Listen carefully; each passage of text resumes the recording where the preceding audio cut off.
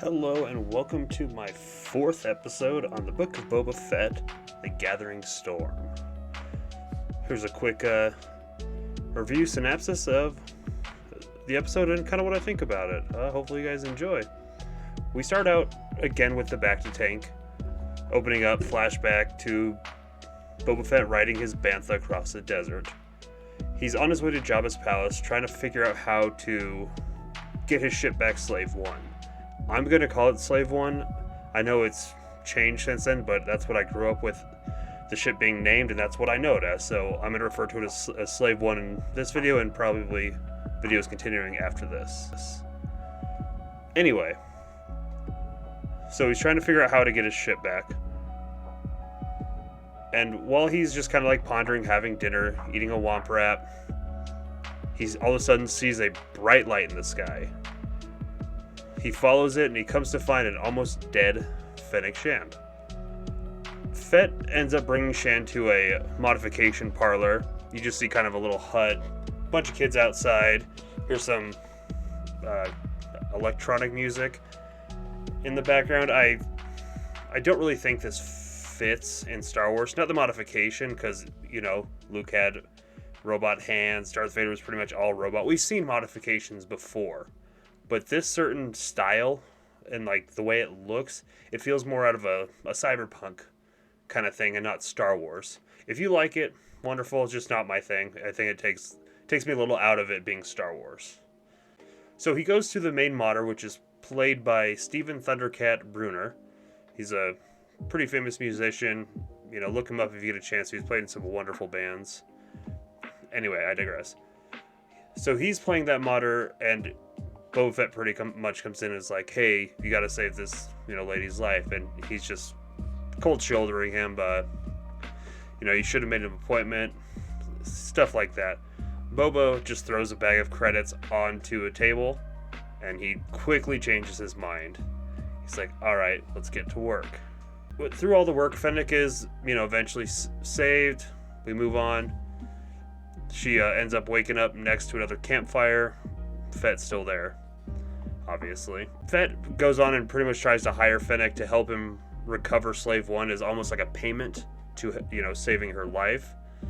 Fennec ends up sending in a probe droid just to kind of check out the palace layout, number of guards, and just the best possible way to go about this.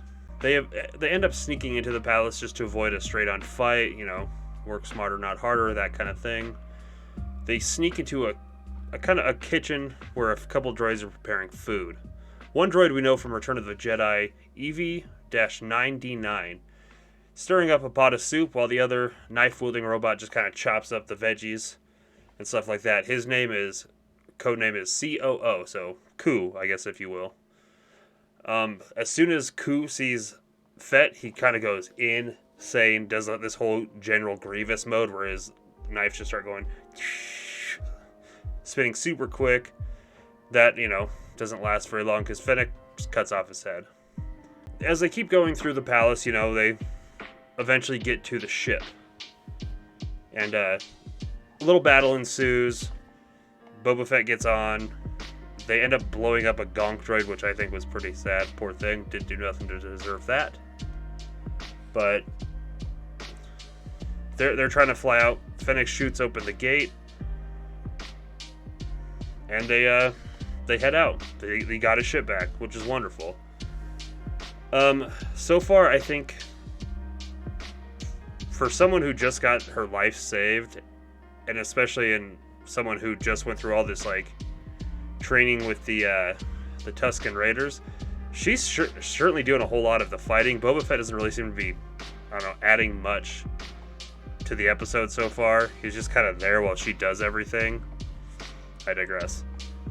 They get in Slave 1, and Fett is just like, he's still got some scores to settle, stuff like that, which brings us to probably the coolest scene in this entire series so far. I'll play it right there.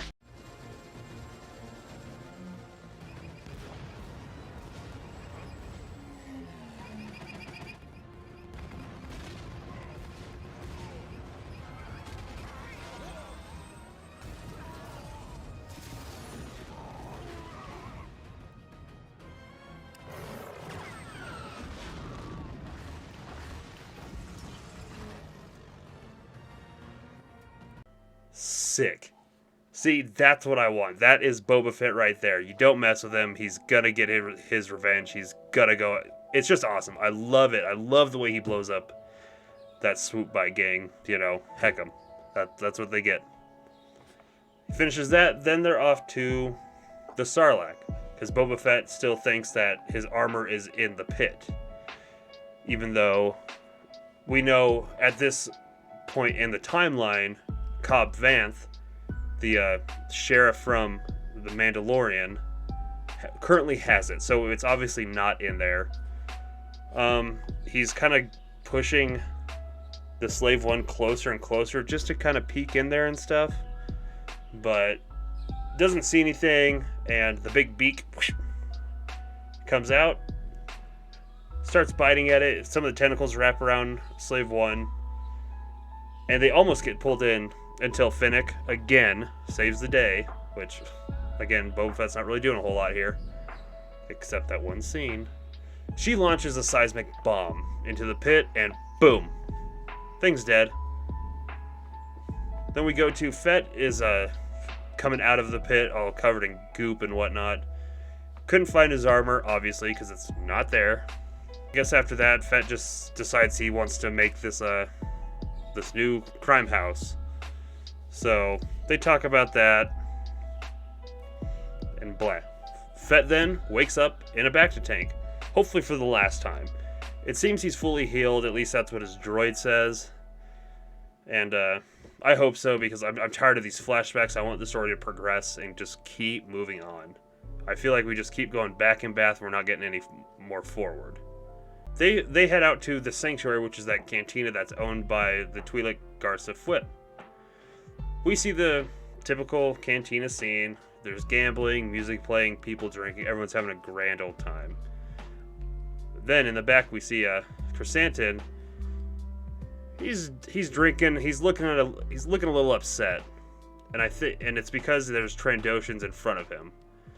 If you don't know the history between Wookiees and Trandoshans, then that's another whole video we can get into maybe at some point.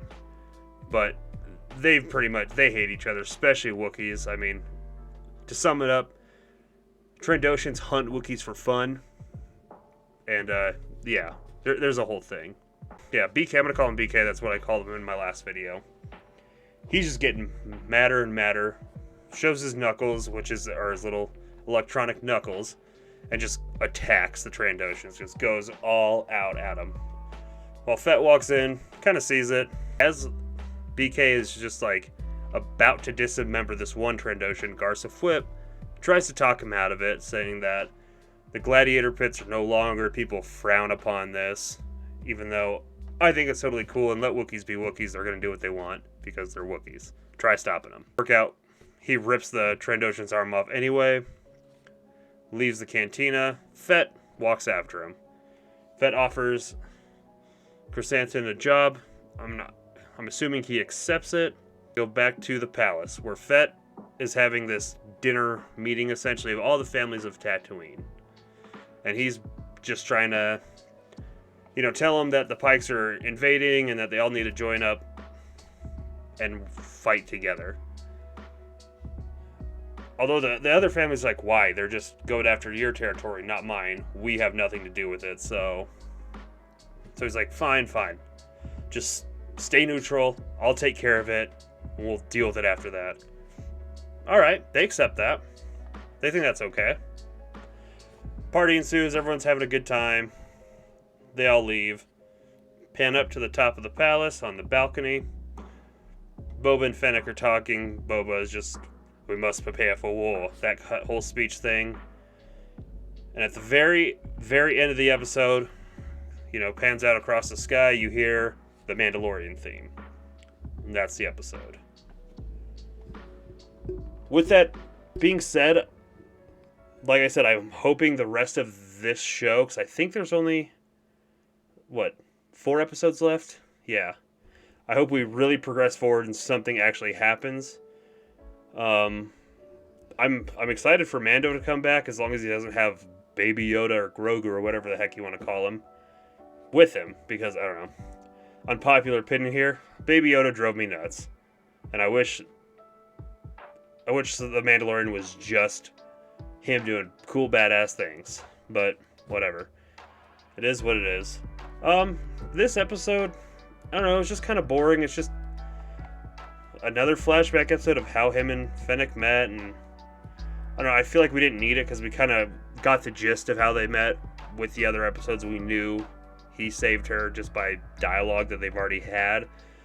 I don't know. Like I said, the coolest scene was that one scene I showed you earlier, and hopefully we get more of that. I'm going to end that here. Thank you so much for watching. Next week's episode will be out hopefully sooner rather than this one. I know it's a little late. Just, things happen in life. You're out of time. But thanks for watching. Hopefully I'll see you next week. And bye.